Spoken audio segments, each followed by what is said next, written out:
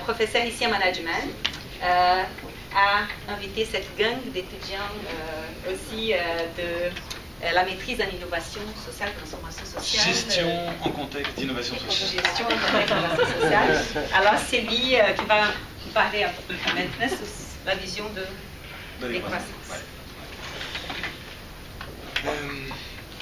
On peut commencer par dire que la position décroissanciste se fonde sur deux constats très simples. Le premier, c'est qu'il n'y a pas de croissance économique infinie qui soit possible dans un monde qui est lui-même fini. Il faut reconnaître que notre monde est quand même relativement, même si l'univers est vaste, on est encore bien loin de pouvoir le coloniser, peut-être heureusement. En tout cas, on est face à une forme de finitude et qui rentre en contradiction avec le projet, l'intention, le rêve, le désir d'avoir une croissance économique infinie. Premier constat, première contradiction. Deuxième constat, les signes d'un dépassement des limites écologiques de la planète en fait ne cessent de s'accumuler. Actuellement, alors c'est sûr que j'ai sans doute un biais, je passe mon temps à regarder ça, mais c'est quand même difficile de ne pas le voir aujourd'hui. On a le cas de l'eau aujourd'hui en Californie, on l'avait quelques semaines avant à São Paulo, enfin, donc on est face à des problèmes de pénurie qui sont très graves. De manière plus générale, on voit que les capacités de la planète Terre à se régénérer sont de plus en plus mises en difficulté.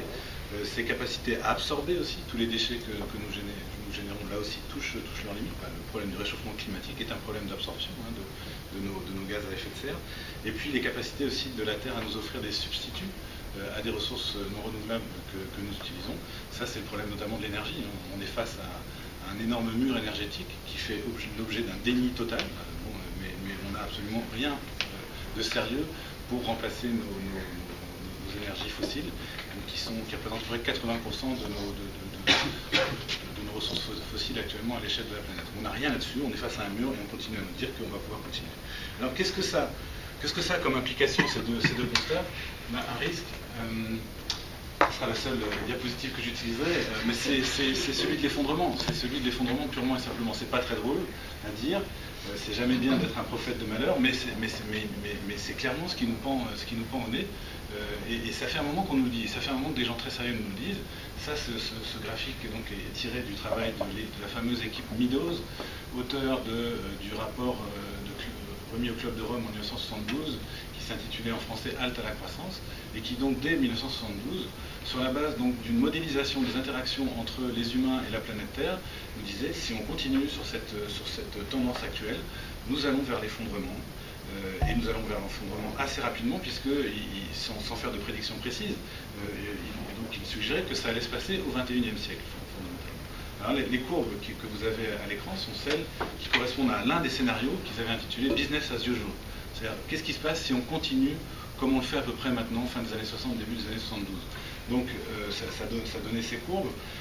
Un chercheur s'est intéressé à regarder qu'est-ce qui s'était passé depuis 1972. C'est-à-dire, quand on prend ce qui s'est passé en termes d'épuisement des ressources, en termes de croissance démographique, en termes d'augmentation de la pollution, est-ce que ça ressemble pas mal ou pas au fameux scénario business as usual? Vous voyez que on est sur un quasi recouvrement des tendances. En tout cas, la tendance est bien la même à chaque fois. Ça ne veut pas dire que la suite de la courbe va donner raison aux Meadows, on n'en sait rien, on reste là dans l'imprévisibilité, mais ça laisse penser en tout cas que le travail n'était peut-être pas complètement à côté de la plaque. Donc voilà pour le risque majeur. Vous avez peut-être vu aussi il y a 10 jours ou 2 semaines la publication du rapport du PNUD sur la question de l'eau.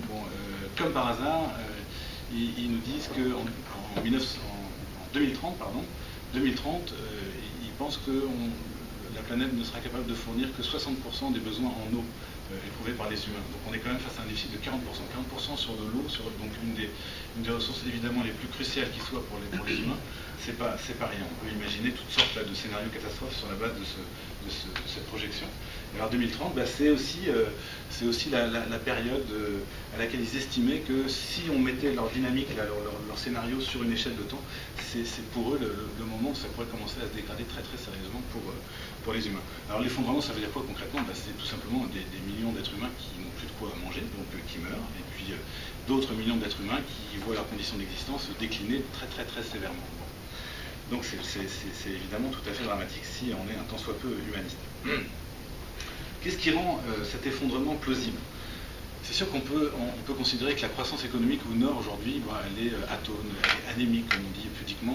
On peut même considérer qu'il n'y en a plus de croissance. Donc on pourrait dire, à la limite, le problème est peut-être en train de se régler de lui-même. Mais évidemment, à l'échelle planétaire, à l'échelle mondiale, la croissance continue à être relativement soutenue. Donc on reste quand même sur ces tendances fondamentalement. L'autre problème qui rend la chose plausible, et qui nous rend relativement aveugles à la chose aussi, c'est qu'on est face à des phénomènes qui sont bien particuliers, qui sont des phénomènes non linéaires. La croissance exponentielle, donc c'est une croissance qui fonctionne par accélération, fondamentalement, même à 2% de croissance par an, on va doubler le volume de notre économie, non pas en 50 ans, mais en 35 ans. Donc c'est ça l'effet d'accélération. Ça vaut pour la croissance exponentielle, mais ça vaut aussi pour certains phénomènes écologiques. Ce qui se passe actuellement, par exemple, en termes de réchauffement climatique, un des exemples les plus préoccupants, c'est celui de la fonte du pergélisol, donc dans la zone du cercle polaire. Pergélisol qui, pour l'instant, retient prisonnier des quantités énormes de méthane. Méthane qui est un gaz à effet de serre. Si ce pergélisol fond, on a d'un seul coup des quantités énormes de méthane qui viennent s'ajouter à celles qui sont déjà là dans notre atmosphère et qui ne vont faire qu'accélérer le réchauffement. Donc on est face à des phénomènes qui vont fonctionner par seuil, par dégradation brutale. Ce qui fait qu'on peut très bien être surpris, même si aujourd'hui ça a l'air de tenir encore à peu près la route, au moins ici au nord, nous qui sommes puissants et riches, ça pourrait arriver très très vite. Donc, et tout ça, c'est effectivement une réalité qui est difficile à appréhender. Elle est difficile à appréhender d'abord parce qu'elle est horrible, elle est insupportable. Enfin, se dire que dans 15 ans, c'est des millions d'humains qui disparaissent, évidemment, on n'a pas trop envie de se le dire, on a plutôt envie de se raconter d'autres histoires pour dormir. C'est aussi que ces indices de cette dégradation, il faut beaucoup travailler, ils sont peu visibles, ils sont pas accessibles comme ça au premier coup d'œil. C'est contre-intuitif, c'est ce que je voulais dire avec ces phénomènes qui sont non linéaires. Et puis ça reste fondamentalement imprévisible, c'est-à-dire qu'on n'en sait rien. Donc, alors évidemment que ce soit imprévisible, ça nous laisse une chance, mais ça laisse une chance aussi à ceux qui veulent absolument soutenir ce système, dire il va peut-être encore le sauver, quoi. Bon, donc c'est la porte ouverte évidemment à des stratégies qui consisteraient à dire mais non, ça va tenir, ça va tenir. Alors c'est ce qui, mais voilà ce qui rend plausible cet effondrement. Qu'est-ce qu'on peut faire? La position de la décroissance est assez simple par rapport à ça, c'est rompre volontairement avec la croissance avant que nous ayons à subir une croissance sauvage, spontanée, qui soit imposée par la nature effectivement. Parce que donc, on va la voir, la boucle de rétroaction négative, c'est ça l'effondrement, c'est tout simplement la Terre qui à un moment ne fournit plus. Bon. Donc avant que la Terre ne fournisse plus du tout, est-ce qu'on ne pourrait pas finalement décroître de manière volontaire, de manière autant que possible démocratique, de manière contrôlée, pour essayer d'atténuer ce choc. Donc il s'agit fondamentalement, pour le dire autrement, de mettre un terme à la course à la production de marchandises dans laquelle on est engagé. Bon, la croissance c'est ça, c'est produire toujours plus de marchandises, de quasi-marchandises. Dit encore autrement, c'est sortir de notre productivisme. Ça, c'est la proposition de base. Pourquoi pas tenter une position médiane? C'est évidemment tentant. Pourquoi pas le développement durable, par exemple? Ou pourquoi pas l'économie circulaire, qui est une nouvelle proposition qu'on fait valoir ces temps-ci? Fondamentalement parce que ça reste des projets qui sont croissancistes. Et si ça reste croissanciste, on ne règle pas le problème de l'effondrement. Au mieux, on le reporte à plus tard. Au mieux, dans le meilleur des cas. Comme le disent méchamment parfois les objecteurs de croissance, le développement durable, c'est polluer moins pour polluer plus longtemps. On reste bien dans la même dynamique, façon de... Ça, c'est dans le meilleur des cas. Maintenant, si on regarde, ça c'est en termes de principe. Maintenant, si on regarde, qu'est-ce qui s'est passé depuis qu'on parle de développement durable? Depuis que le développement durable a fait son chemin dans les grandes organisations internationales, dans nos écoles, qu'est-ce qui s'est passé? À peu près rien sur le plan de ces courbes que j'ai mis au tableau. C'est-à-dire qu'aucune incidence améliorant les choses sur le plan écologique, fondamentalement, pas de rupture, rien du tout. Qu'est-ce qu'a fait le développement durable bien souvent? Il me semble, c'est son risque, et ce serait ma critique fondamentale, c'est qu'il a servi de sédatif. Il a servi de sédatif, c'est une histoire qui nous dit, écoutez, on va trouver la solution. On va réussir à continuer à croître indéfiniment, tout en étant plus juste sur le plan social, et donc tout en respectant les limites écologiques de notre planète. On va la trouver, la solution. Mais ce faisant, on a surtout permis au système de continuer à se reproduire, finalement. Et donc aussi à ce système de continuer son œuvre de dévastation. Donc c'est à mon avis le risque du discours du développement durable, c'est de servir fondamentalement à la production des choses telles qu'elles sont.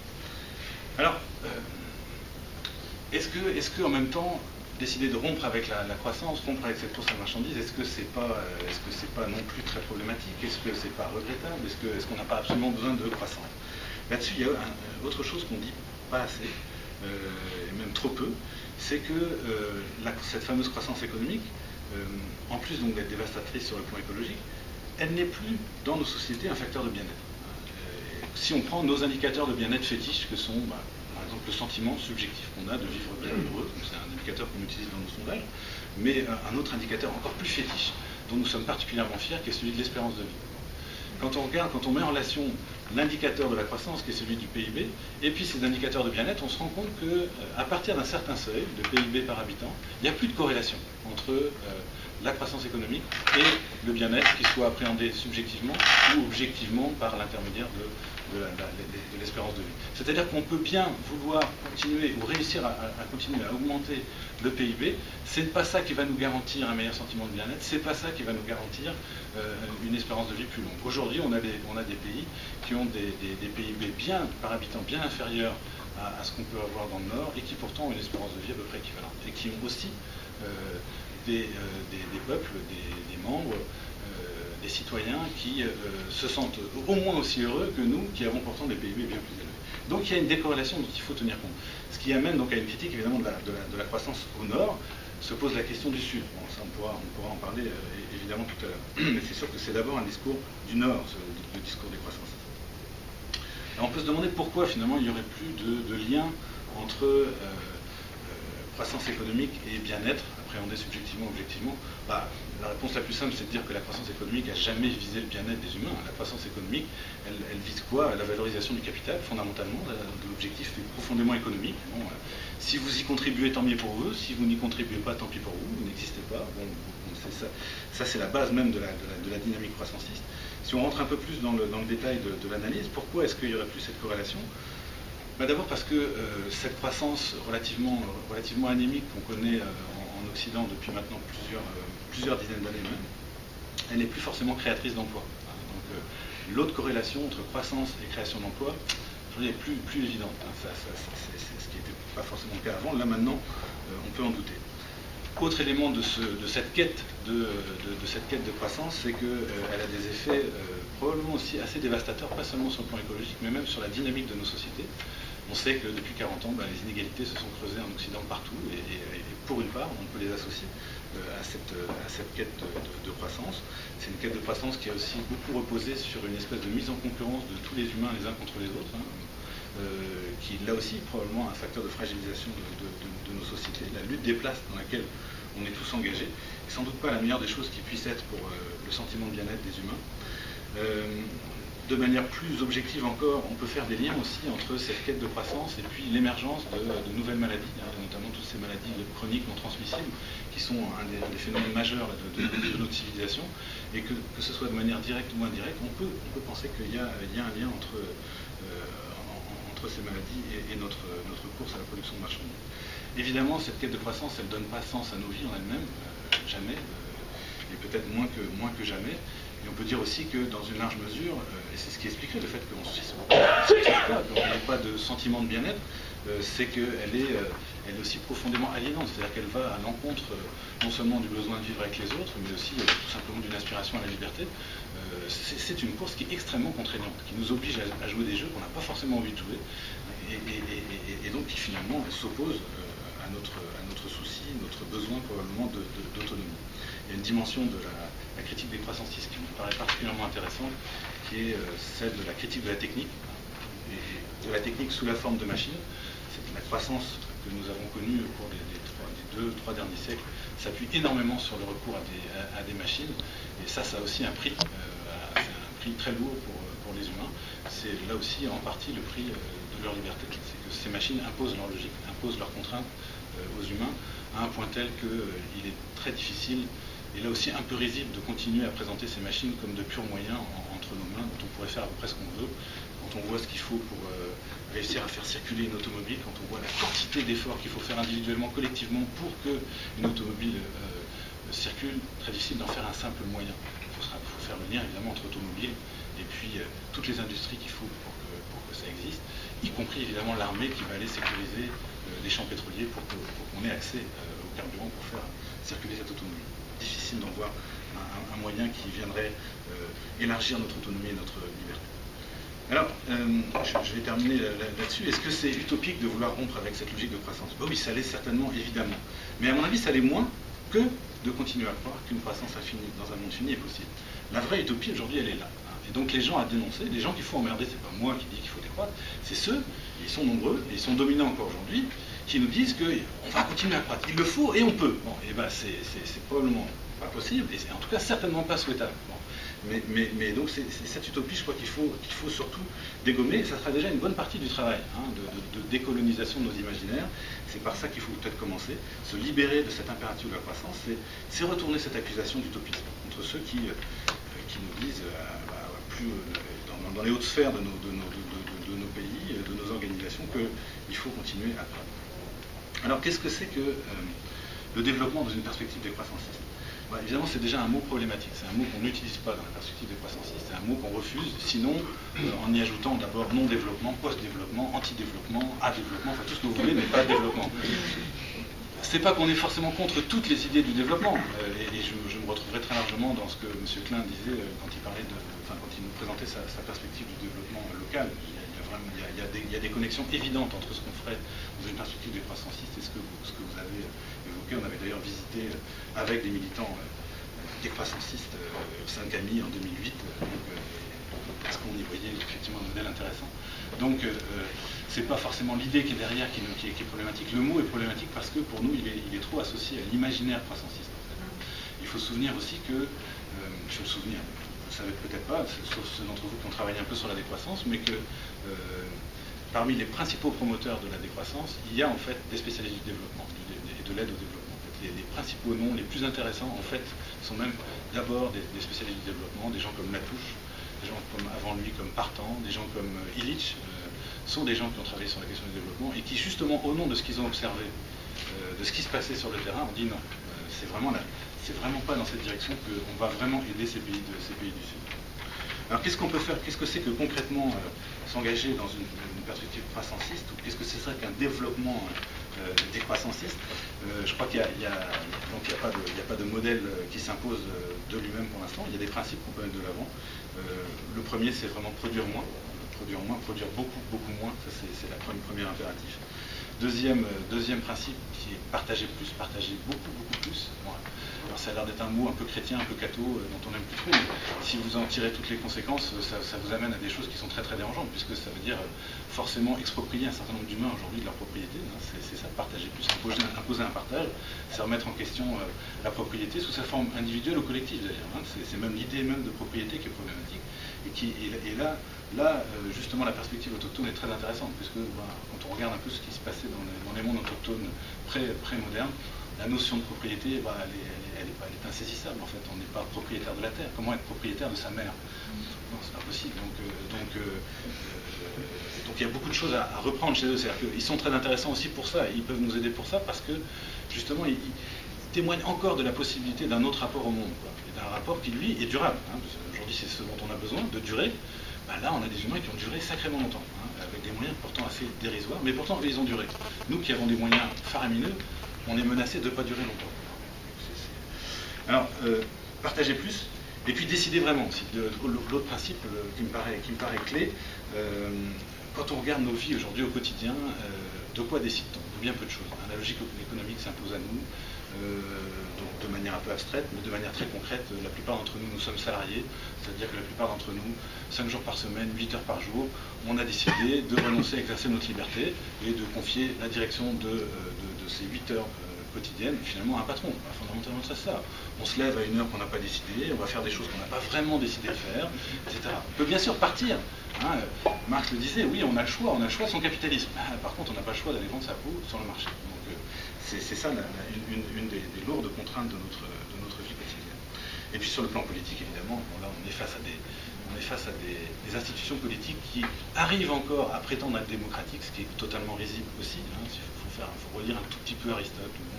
Et pour se rendre compte que nous ne vivons pas dans des démocraties, c'est tout sauf des démocraties, on a des oligarchies plutocratiques, des aristocraties électives, mais enfin certainement pas des démocraties. Donc là, il y a vraiment un travail aussi à faire sur ce plan-là, sur le plan des institutions politiques.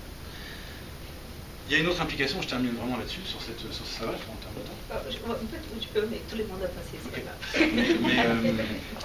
Je pense que si on tire les conclusions de ces principes-là, produire moins, partager plus, décider vraiment, ça amène en fait à remettre en question ce que j'appellerais moi ce que j'appelle la machine à produire des marchandises, c'est-à-dire l'entreprise. Donc là, de manière à mon avis inévitable, on en arrive à se dire mais est-ce que le problème c'est pas l'entreprise et la place centrale qu'elle occupe dans nos sociétés? Est-ce qu'il ne faut pas arrêter cette machine à produire des marchandises?